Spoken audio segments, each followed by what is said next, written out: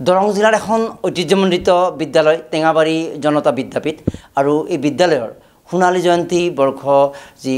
আয়োজন তেওঁলোকে যি উদযাপন কৰিবলৈ আগবাঢ়িছে আৰু এই মুহূৰ্তত আমাৰ লগত বিশিষ্ট লেখক লালমাটি দুৰ্গা মন্দিৰৰ সম্পাদক আৰু শিল বেপাৰী আত্মকথা গ্ৰন্থৰ স্ৰষ্টা হীৰেণ চহৰী ডাঙৰীয়া আছে আৰু কি কাৰণে আমি টেঙাবাৰী জনতা বিদ্যাপীঠৰ নাম ল'লোঁ এই কথা আমাৰ ভিডিঅ'ৰ আগলৈকে চাই থাকক এটা বিশেষ ব্যতিক্ৰমী বিষয় অৱগত হ'ব আৰু অসমৰ প্ৰান্তে প্ৰান্তে আজি হীৰেণ চহৰী ডাঙৰীয়াই খন্তেক পিছতে আমাৰ প্ৰশ্ন উত্তৰত যিখিনি কথা ক'ব মইতো ভাবোঁ যে অসমৰ প্ৰথমবাৰৰ কাৰণে হ'ব আৰু অসমৰ প্ৰান্তে প্ৰান্তে বিয়পি পৰাৰ এটা সুযোগ সৃষ্টি হ'ব কথাটোনো কি আমি জানিম প্ৰথমতে স্বাগতম জনাইছোঁ এক মহান পদক্ষেপ লৈছে আৰু সেই পদক্ষেপৰ কথা মই কোনো ইংগিত নিদিয়াকৈ আপোনাৰ মুখেৰে মই টেঙাবাৰী জনতা বিদ্যাপীঠৰ প্ৰাক্তন ছাত্ৰ টেঙাবাৰী জনতা বিদ্যাপীঠত পঢ়ি মই তাৰ পৰাই কলেজত পঢ়িলোঁ কলেজত পঢ়াৰ পিছত উচ্চ শিক্ষা লাভ কৰি মই গুৱাহাটীত ব্যৱসায় সূত্ৰে আহিলোঁ টেঙাবাৰী জনতা বিদ্যাপীঠৰ ৰূপালী জয়ন্তীত মই ওতপ্ৰোতভাৱে জড়িত আছিলোঁ 1993 চনত ৰূপালী জয়ন্তী অনুষ্ঠিত হৈছিলে তাৰপিছত কোভিড কালত সোণালী জয়ন্তী উদযাপিত হ'ব লাগিছিল যদিও বিশেষ অসুবিধাৰ কাৰণে উদযাপন নহ'ল তাৰপিছত এই বছৰ ধুমধামেৰে টেঙাবাৰী জনতা বিদ্যাপীঠৰ সোণালী জয়ন্তী উদযাপন কৰিবৰ কাৰণে ওলাইছোঁ কেইটামান দিন আগতে আচলতে কেইটামান মানে এটা বছৰ হৈ গ'ল এটা বছৰ আগেয়ে আমাৰ সেই অঞ্চলৰ এগৰাকী মৰমৰ গায়ক সুৰকাৰ গীতিকাৰ ধীৰেণ ডেকা অসুস্থ হৈছিলে আৰু তেখেত এই সংসাৰৰ পৰা বিদায় লৈ গুচি গৈছিলে তেখেত আমাৰ সেই টেঙাবাৰী অঞ্চলৰ বিভিন্ন অনুষ্ঠানৰ যিকোনো অনুষ্ঠানে নহওক কিয় তেখেতে সমবেত সংগীতৰ পৰা ছাত্ৰ ছাত্ৰীক গীত শিকোৱালৈকে সকলো কামখিনি কৰিছিলে আজি তেখেতৰ অভাৱ টেঙাবাৰী জনতা বিদ্যাপীঠৰ লগত জড়িত প্ৰতিগৰাকী প্ৰাক্তন ছাত্ৰ ছাত্ৰী অনুভৱ কৰিছে আৰু আমি ভাবিলোঁ যে তেখেতৰ নামত এখন গ্ৰন্থ বিপণীৰ আমি মানে সোণালী জয়ন্তী উপলক্ষে তাতে অনুষ্ঠিত কৰোঁ গতিকে টেঙাবাৰী জনতা বিদ্যাপীঠৰ এই সোণালী জয়ন্তী উৎসৱত ধীৰেণ ডেকাৰ নামত আমি এখন গ্ৰন্থ বিপণী তাতে দিবলৈ ঠিক কৰিছোঁ এই গ্ৰন্থ বিপণীত গ্ৰাহকে গ্ৰন্থবিলাক 50% ৰেহাইত পাব আৰু সেই 50% ৰেহাইৰ পৰাই ধীৰেণ ডেকাৰ পৰিয়ালক কিছু সকাহ দিয়াৰ আমি চিন্তা চৰ্চা কৰিছোঁ কিন্তু এই ক্ষেত্ৰত আৰু এটা ব্যতিক্ৰম দিশ কাৰণ এখন বিদ্যালয়ৰ চৌপাশত বা গ্ৰাম্যাঞ্চলত বহু ভাল লেখক থাকে আচলতে আৰু তেওঁলোকৰ লেখক হিচাপে 10জনে অৱগত হওক এই ধৰণৰ আকাংক্ষা থাকে আৰু আমি যিমান দূৰ অৱগত হৈছোঁ আপোনালোকৰ এই উদ্দেশ্যটো আৰম্ভণি কৰোঁতে বা আপোনাৰ মনলৈ চিন্তাটো আহোঁতে আপুনি সেইখিনি কথা মনত ৰাখিছিলে যাতে স্থানীয় যিসকল লেখক লেখিকা আছে তেওঁলোকক কেতিয়াবা ক'ৰবাত এলাগী হয় ক'ৰবাত যিটো মানে উচ্চতম পৰ্যায় থাকে ডিষ্ট্ৰিবিউশ্যনৰ তাত তেওঁলোকক এলাগী কৰা হয় কিন্তু তেওঁলোকক ভাল ভাল সাহিত্য সৃষ্টি কৰে তো তেওঁলোককো এটা আগস্থান দিয়াৰ চেষ্টা কৰা হৈছে নিশ্চিতভাৱে আপোনাৰ আমাৰ অঞ্চলৰ ঠিক আমাৰ অঞ্চলৰ বুলিয়ে নহয় আপোনাৰ বিভিন্ন গাঁৱে ভূঞে যথেষ্ট লেখক লেখিকা আছে আৰু তেখেতসকলৰ কিতাপবিলাক তেখেতসকলৰ লিখাবিলাক আমাৰ সমাজত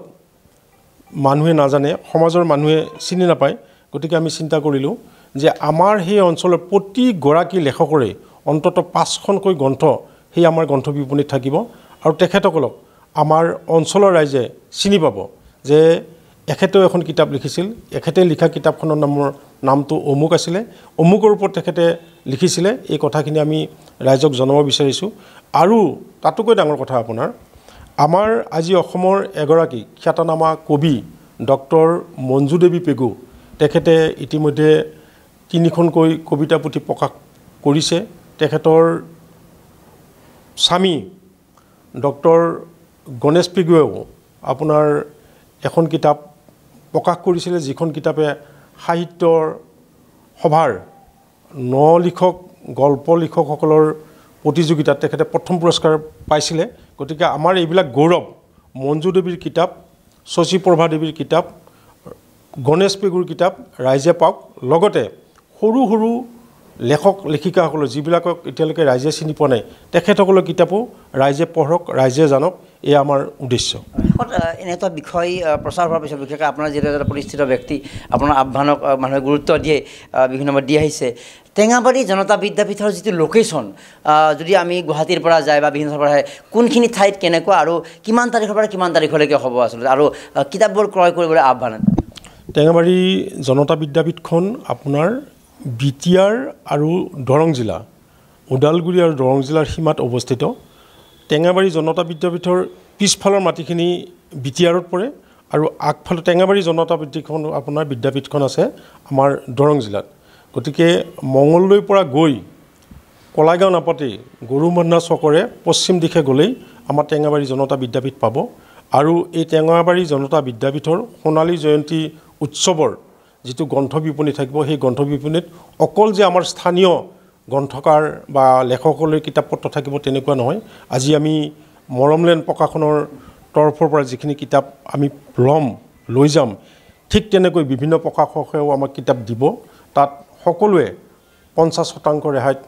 কিতাপ পঢ়িবলৈ পাব কিতাপ কিনিবলৈ পাব সকলো ৰাইজকে আমাৰ গ্ৰন্থ বিপণীলৈ শ্ৰদ্ধাৰে আমন্ত্ৰণ জনালোঁ অহা 21, 22, 23 মাৰ্চত আমাৰ টেঙাবাৰী জনতা বিদ্যাপীঠৰ সোণালী জয়ন্তী উৎসৱ উদযাপন হ'ব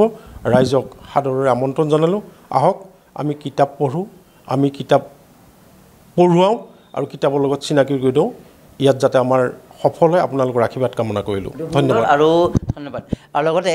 এই কিতাপৰ যাত্ৰাৰ ক্ষেত্ৰত যিটো এটা পদক্ষেপ গ্ৰহণ কৰিছে যে সোণালী জয়ন্তী বৰ্ষ বুলি কোৱাৰ লগে লগে ইয়াৰ প্ৰাক্তন বহু ছাত্ৰ ছাত্ৰী আহিব তেওঁলোকৰ নিশ্চিত বহু বিভিন্ন জীৱিকাত বৰ্তমান আছে গতিকে তেওঁলোক অহাৰ লগে লগে এই কিতাপৰ বিপণীলৈ তেওঁলোক যাব তাত কিতাপ ক্ৰয়ৰ এটা সম্ভাৱনা হ'ব গতিকে গোটেই আচলতে কিতাপক লৈ কিতাপৰ লগত জড়িত যিবিলাক প্ৰকাশকতকৈ আচলতে হীৰেণ চৰাই ডাঙৰীয়া আৰু তেওঁলোকে যি এটা সিদ্ধান্ত ল'লে যি এটা পৰিকল্পনা কৰে এটা সুদূৰ প্ৰসাৰী মই ভাবোঁ যে কেৱল টেঙাবাৰীয়ে নহয় বিভিন্ন প্ৰান্তৰ পৰা তালৈকে আহক আৰু সোণালী জয়ন্তীত অংশগ্ৰহণো কৰক আমি সফলতা কামনা কৰিছোঁ লগতে এই গ্ৰন্থ বিপণীলৈ এবাৰ আহক কাৰণ ইয়াত বিভিন্ন প্ৰান্তৰ সেই স্থানীয় লেখক লেখিকাসকলে থাকিব আৰু এটা মহৎ উদ্দেশ্যত তেওঁলোকে কৰিছে ধন্যবাদ জ্ঞাপন কৰিছোঁ আৰু টেঙাবাৰী জনতা বিদ্যাপীঠৰ আমি যি সুদূৰ প্ৰসাৰী চিন্তা হীৰেণ চৰাই ডাঙৰীয়াৰ সুদূৰ প্ৰসাৰী চিন্তা আৰু অধিক প্ৰসাৰ লাভ কৰক প্ৰান্তে প্ৰান্তে বিয়পি পৰক এই আদৰ্শ তাকে কামনা কৰিছোঁ আমাৰ এই বাৰ্তালাপ ইমানতে সামৰণি মাৰিছোঁ